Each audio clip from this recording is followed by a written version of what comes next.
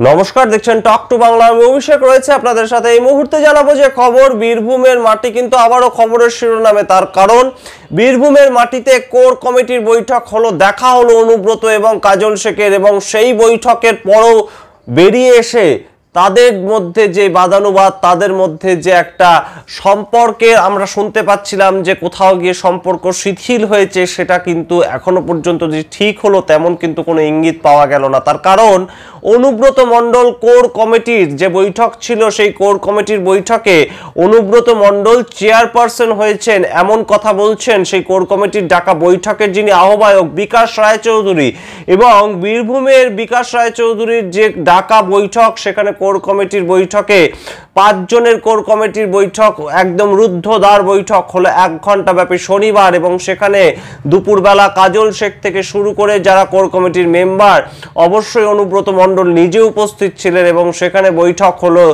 এবং 6 জনের core committee বেড়ে 7 জনের কোর কমিটি নতুনভাবে তৈরি করা হলো। আমরা জানি যে ইতিমধ্যে এই কয়েকদিন আগে অভিষেক বন্দ্যোপাধ্যায়, তৃণমূল কংগ্রেসের সর্বভারতীয় সাধারণ সম্পাদক, তিনি বলেছিলেন কিন্তু বীরভূমের জেলায় যে তৃণমূল কংগ্রেসের যে একটা পার্টির কাজকর্ম চলছে, সেটা কিন্তু মূলত কোর কমিটির ওপরেই ভরসা রাখতে চাইছেন তিনি। অর্থাৎ অনুব্রত মণ্ডল কিংবা কেষ্ট মণ্ডলের যে একাধিপত্য ছিল, যে একনায়ক তন্ত্র তিনি এতদিন ধরে চালিয়েছিলেন বীরভূমের আনাচে কানাচে, তার চরম চরম ঢাক, গুড় বাতাসা, এই সমস্ত যে ডায়লগ, তিনি গরম গরম ডায়লগ বলতেন বিভিন্ন সময়, রাস্তায় উন্নয়ন দাঁড়িয়ে আছে থেকে বিভিন্ন কথাবার্তা বলতেন, এবং ভোটের আগে রীতিমতো উত্তপ্ত হয়ে উঠত বীরভূম, এবং রাজ্যের মানুষ কিন্তু 2021 সালের ভোট পর্যন্ত বীরভূমকে সেই একই ছবিতে দেখতে অভ্যস্ত ছিল। কিন্তু সেখানেই এবার কিন্তু 2023 সালের যে ভোট এবং 2024 সালের ভোট, সেটা কিন্তু বেশ খানিকটা শান্তিপূর্ণভাবে হয়েছে বীরভূমে। এবং শুধু তাই নয়,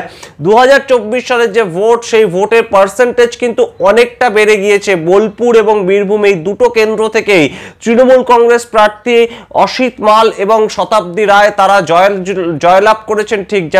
ঠিক সেই জায়গা থেকে আমরা যদি বিশ্লেষণ করি, তাহলে কিন্তু দেখতে পাবো যে 2019 সালে যে পরিমাণ মার্জিন পেয়ে তারা জয়যুক্ত হয়েছিলেন, 2024 সালে সেই তাদের যে জয়ের পরিমাণ, সেই যে মার্জিন, জয়ের যে মার্জিন, সেটা কিন্তু অনেক বেড়ে গিয়েছে। যেখানে শতাব্দী রায় 88,000 কিছু ভোটে জিতেছিলেন 2019 সালে, সেখানে শতাব্দী রায় 2024 সালে জিতেছেন প্রায় 2 লক্ষেরও কাছাকাছি ভোটে। এবং তাই শুধু নয়, তাছাড়াও অসিত মাল, যেখানে তিনি 1 লক্ষ কিছু ভোটে জিতেছিলেন 2019 সালের লোকসভা ভোটে, সেখানে 18 লোকসভা ভোটে 2024-এ তিনি কিন্তু প্রায় 3 লক্ষেরও বেশি ভোটে জয়যুক্ত হয়েছেন। যে সময়টায় কিন্তু অনুব্রত মণ্ডল বীরভূমে ছিলেন না, তিনি তিহার জেলবন্দি ছিলেন। এবং সেখানেই উঠছে প্রশ্ন যে সমস্ত তৃণমূল কংগ্রেস কর্মীদের দিয়ে কাজ করানো, ভোট পরিচালনা করানো, এই কাজগুলো কিন্তু করেছিলেন কাজল শেখ, এবং কাজল শেখের সঙ্গে কোর কমিটি, যে কোর কমিটি মমতা বন্দ্যোপাধ্যায় তৈরি করে দিয়েছিলেন, এবং তাদের ওপর ভরসা রেখে বীরভূমের লাল মাটিতে যে সবুজ ঘাস ফুল ফুটেছে, তার কৃতিত্ব কিন্তু কোথাও গিয়ে কাজল শেখের ওপরেই বর্তায়। এবং সেই জায়গা থেকে কাজল শেখের গুরুত্ব যে এই মুহূর্তে অত্যন্ত গভীর, এবং কাজল শেখ যে রীতিমতো একজন জনপ্রিয় নেতৃত্ব, তা কিন্তু কাজল শেখ পদে পদে বুঝিয়ে দিচ্ছেন। এবং কোর কমিটির গত শনিবার যে বৈঠক হয়েছিল, গতকাল বীরভূমে দুপুরবেলা, সেই কোর কমিটি বৈঠক থেকে বেরিয়ে এসেও কিন্তু কোথাও গিয়ে সেই ছন্দপতন, অনুব্রত মণ্ডলকে কিন্তু মানতে নারাজ চেয়ারপারসন হিসেবে, অর্থাৎ কোর কমিটির চেয়ারপারসন হিসেবে অনুব্রত মণ্ডলকে কিন্তু কাজল শেখ যে মানতে নারাজ, সেটা কিন্তু আবারও বুঝিয়ে দিয়েছেন তিনি তার বক্তব্যের মাধ্যমে। যেখানে বিকাশ রায়চৌধুরী,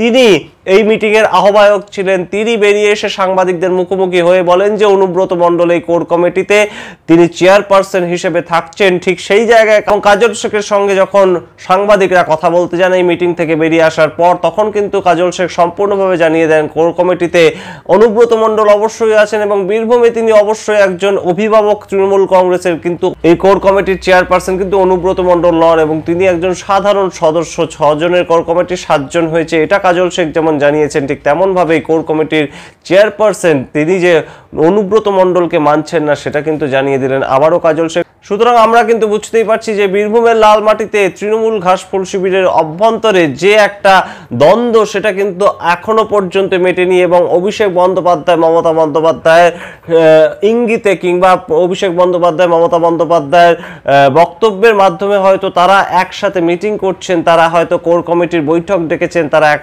জায়গায় এলেন, কিন্তু তাদের মধ্যে যে আভ্যন্তরীণ একটা দ্বন্দ্ব সেটা হয়তো কোথাও এখনো গিয়ে মেটেনি এবং কাজল শেখ কিন্তু নিজের জনপ্রিয়তাটা কোনোভাবেই হারাতে নারাজ এবং তিনি যে গত 2 বছর ধরে নিজের জায়গাটা তৈরি করেছেন তৃণমূল কংগ্রেসের অভ্যন্তরে এবং বীরভূমের একচ্ছত্র অভিভাবক হিসেবে যে অনুব্রত মণ্ডলের জায়গাটা টলে গিয়েছে, সেটা কিন্তু কাজল শেখ বুঝিয়ে দিতে ছাড়ছেন না বিভিন্ন আকার ইঙ্গিতে এবং বিভিন্ন কথার মাধ্যমে। আমরা অবশ্যই নজর রাখবো যে কাজল শেখ নাকি অনুব্রত মণ্ডল পরবর্তীতে তৃণমূল কংগ্রেস 2026-এর ভোট সেটাকে পরিচালনা করার জন্য কার ওপর ভরসা করেন এবং অবশ্যই নজর রাখবো যে কোর কমিটি নাকি অনুব্রত কে এই তৃণমূল কংগ্রেসটাকে লাল মাটিতে আবারও নিজের দায়িত্বে এগিয়ে নিয়ে যাচ্ছেন। সে সমস্ত খবর হাজির করবো আপনাদের সামনে। আপনারা দেখতে থাকুন টক টু বাংলা। ভুলবেন না টক টু বাংলা ইউটিউব চ্যানেলটিকে সাবস্ক্রাইব করতে। ধন্যবাদ।